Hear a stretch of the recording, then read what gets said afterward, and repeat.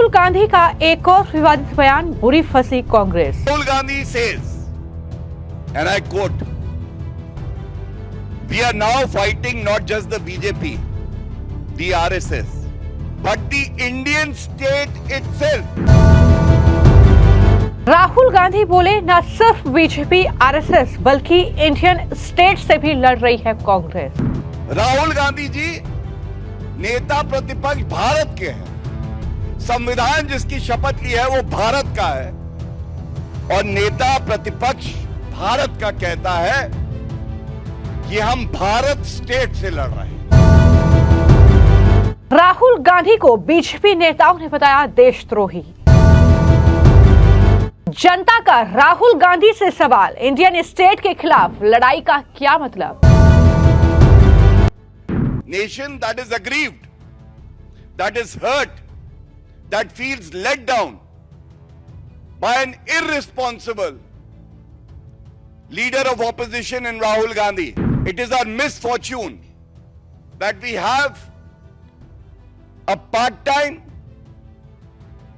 and irresponsible, immature leader of opposition in Rahul Gandhi. Congress party के नेता और सांसद राहुल गांधी अपने बयानों से ही आफत मोल ले लेते हैं और राहुल गांधी कई बार अपने बयानों के चलते ही पार्टी की मुश्किलें भी बढ़ा देते हैं। अब कुछ ऐसा ही हुआ है जब मौका था कांग्रेस पार्टी के मुख्यालय के उद्घाटन का। जी हां, और इस मौके पर ऐसा लगता है कि राहुल गांधी कुछ ज्यादा ही उत्सुक हो गए और उन्होंने जो बातें कही वो अब कांग्रेस पार्टी के लिए मुसीबत का सबब बन गई है।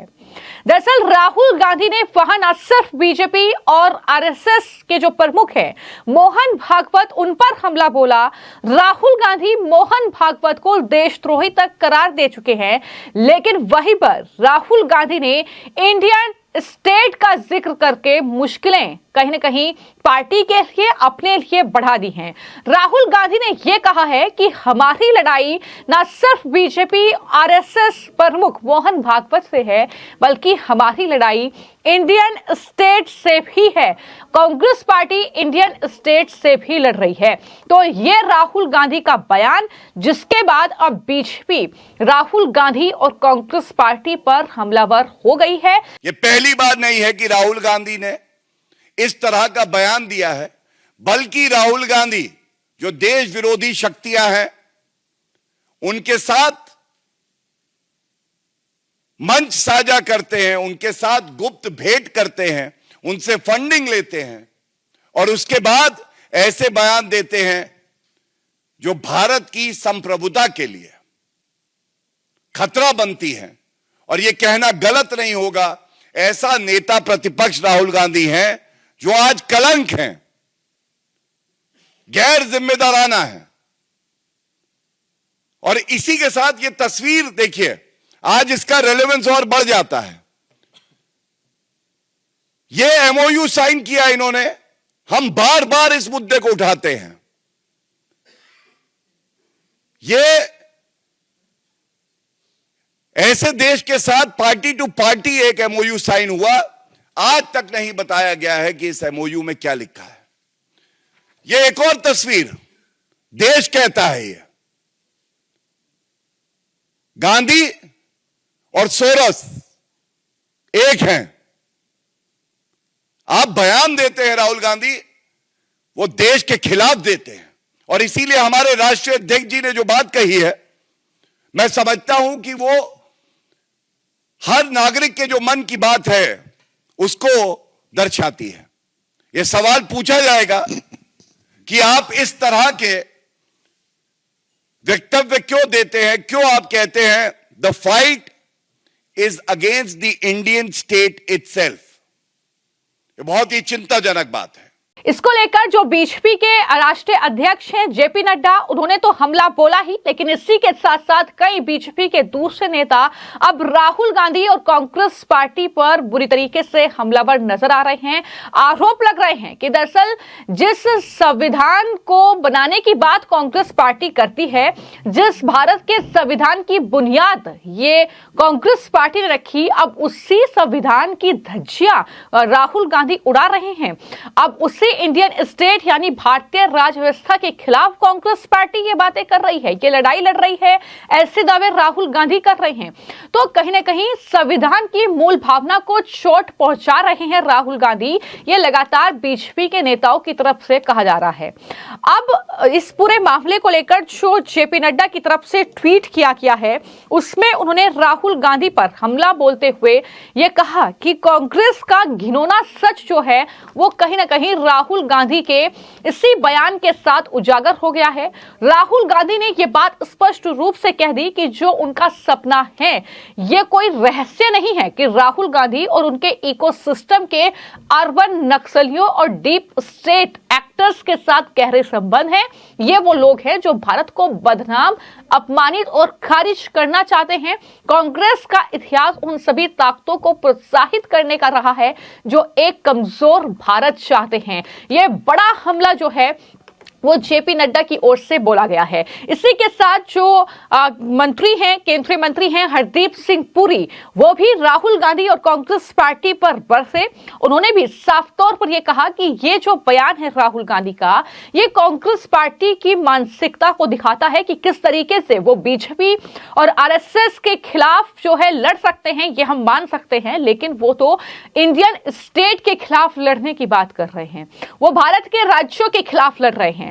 इस तरीके से हरदीप सिंह पुरी ने राहुल गांधी पर हमला बोला। क्या कुछ उन्होंने कहा, जरा सुनिए। What can I say? If the leader of the opposition, who belongs to a political party which claims to have contributed to India's freedom struggle and which has produced several prime ministers, if that party has deteriorated to a point that they are now fighting the Indian state, I can understand you can have a problem with the BJP because, the BJP has eclipsed you as the largest political party. It has been in power for the last 10 years. It's won an election for the third time. But then fighting the RSS is a cultural organization. And that cultural organization prides itself in placing the nation first. And the constitution and the Indian state are, I think, parts of the same, the philosophy, the being. That's what defines India as a country. How can he fight the Indian state? Well, I don't know what this is. Either it's a temporary loss of, derailment of the mental coordinates, or it's the Soros toolkit. But why? How can any Indian, and let alone an elected member of parliament, say that he's against the Indian state? I mean, there are people who are against viewpoints, against political parties. You can even be against the RSS. Although I say, the little I know about the RSS, the more I find out about what the RSS has done for India, for our, in terms of an earthquake, in terms of emergency, floods, droughts. The RSS believes in Samaj Seva. And the more I know, the more I respect them. But I can understand, you can have a different point of view, but you cannot be against the Indian state. So I think the young, several times relaunched leader, young at the age of 54, I think needs to do some serious introspection and to see whether he even meant what he did. I'm not trying to give him a way out, but I think there's going to be hell to pay for any political leader who says, I'm against the Indian state. Last time I heard about people being in the Indian state were those who believed in Marxist-Leninist approaches, the Naxalites. They wanted to overthrow the Indian state. But for a political party leader of opposition who is an elected member of parliament, and he says we have to fight the Indian state, God help him. And sir, how do you see the way he made remarks against the RSS, Mohan Bhagwat ji?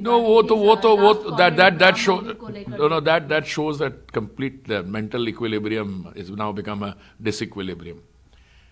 What Bhagwat ji said, which is now on public record, is that in our freedom seeking, 1947 was political freedom, which means after 190 years of colonial domination, we came into, became an independent country.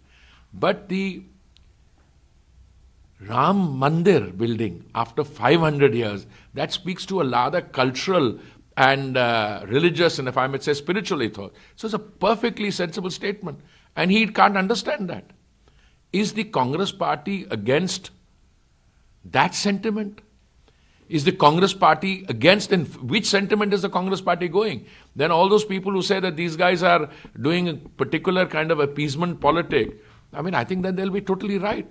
So I think on both counts, I think Bhagwatji absolutely categorically said that this completes our freedom seeking, political freedom. And now you have a sense, after 500 years, there is a homecoming for Ram Lalla. So I think on both the statements, I mean, these are interconnected, because he said one, he took exception to Bhagwatji's statement, and then he went on to say that he's against the Indian state. Sir, he also said that I don't know that institutions are working or not. Rahul Gandhi न देश समझते हैं न संविधान समझते हैं। आज तो उन्होंने संघ कहा कि पूरा इंडियन स्टेट से भी हम विरोध करेंगे। राहुल गांधी जिस प्रकार की भाषा बोलते हैं वो माओवादी भाषा है और हम इसकी बहुत भर्त्सना करते हैं। मैं संसद में भी उनको समझा चुका हूं, उनकी आलोचना कर चुका हूं। न वो हिंदुस्तान समझते हैं न संविधान समझते हैं, इसलिए अनाप शनाप बकबक करते हैं। अपने तो कम पढ़ते हैं, जो उनको पढ़ाने वाले हैं वो माओवादी हैं। बता दें कि कांग्रेस पार्टी के मुख्यालय के उद्घाटन पर ये बातें कही गई हैं और अगर कांग्रेस पार्टी के मुख्यालय की तस्वीरें आप देख लीजिए कि किस तरीके का ये आलीशान मुख्यालय और 250 करोड़ रुपए की लागत में ये मुख्यालय बनकर तैयार हुआ है। काफी ज्यादा हाईटेक बताया जा रहा है। इसको बनाने की शुरुआत 2009 में हुई थी और जाहिर तौर पर इस मुख्यालय को लेकर जो है तमाम ट्वीट्स कांग्रेस पार्टी के नेता कर रहे हैं। अब राहुल गांधी ने जब इंडियन स्टेट के खिलाफ बयान दिया है तो उस पर भी कई कांग्रेस पार्टी के नेता सफाई दे रहे हैं कि राहुल गांधी के बयान को तोड़ मरोड़ कर पेश किया जा रहा है। इस तरीके की बातें हो रही हैं, लेकिन राहुल गांधी ने एक्चुअल में कहा क्या था? उन्होंने ये कहा कि ये मत सोचिए कि हम निष्पक्ष स्थिति वाली लड़ाई लड़ रहे हैं। यदि आप मानते हैं कि हम सिर्फ बीजेपी नामक राजनीतिक संगठन और आरएसएस के खिलाफ लड़ाई लड़ रहे हैं तो ऐसा नहीं है, क्योंकि उन्होंने हमारे देश की लगभग हर संस्था पर कब्जा कर लिया है।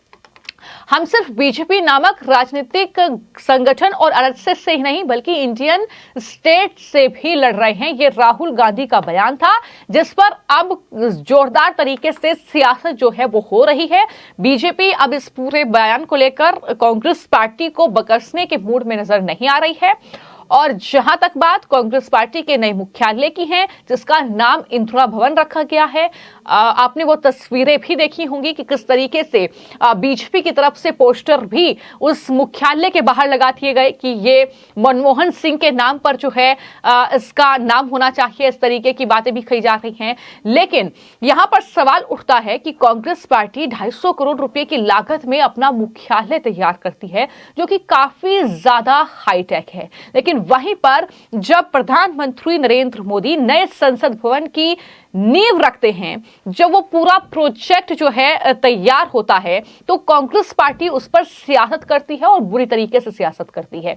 तो ये कहीं ना कहीं जिस तरीके के आरोप बीजेपी पर लगातार कांग्रेस पार्टी की ओर से मढ़े जाते रहे हैं, किस तरीके से पैसों का दुरुपयोग बीजेपी कर रही है, इस तरीके से अपने मुख्यालय बनवा रही है या फिर नेताओं के घर बन रहे हैं, तमाम तरह के आरोप लगाए जाते हैं। लेकिन इन सब के बीच ये तस्वीर भी जरूर देखनी चाहिए कि किस तरीके से 2009 से ये कांग्रेस पार्टी का नया मुख्यालय बन रहा था और 2025 में जाकर ये मुख्यालय तैयार हुआ और आज इसका उद्घाटन किया गया। 250 करोड़ रुपए की लागत से ये बनकर तैयार हुआ है और इससे पहले राजीव गांधी के दौर में भी जवाहर भवन को मुख्यालय बनाने की कोशिश हुई थी, लेकिन वो फेल हो गई थी। लेकिन ये कोशिश कामयाब हुई और कांग्रेस पार्टी को एक नया मुख्यालय मिल गया है, आलीशान मुख्यालय जो जाहिर तौर पर जिसकी इमारत आप देख सकते हैं कि किस तरीके से आलीशान है, हाईटेक ये मुख्यालय है। तो इसी मौके पर राहुल गांधी ने ये तमाम बातें कही हैं, लेकिन जनता अब राहुल गांधी से ये सवाल पूछ रही है कि आखिर राहुल गांधी बताएं कि इंडियन स्टेट के खिलाफ लड़ाई का क्या मतलब है। क्या वो भारत के राज्य और केंद्र शासित प्रदेशों के खिलाफ लड़ाई लड़ रहे हैं?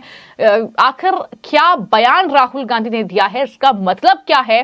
तो ये कहीं ना कहीं जनता अब समझना चाहती है राहुल गांधी से। क्या राहुल गांधी अब जनता को यह समझा पाएंगे कि आखिर उन्होंने जो बयान दिया है उसका मतलब क्या है? या फिर राहुल गांधी को जनता के गुस्से का सामना करना पड़ेगा, ये कहीं ना कहीं आने वाले वक्त में देखना होगा। फिलहाल आपकी राहुल गांधी के इस बयान पर क्या राय है जो उनकी तरफ से दिया गया है, इस पर अपनी राय जरूर साझा कीजिएगा। धन्यवाद।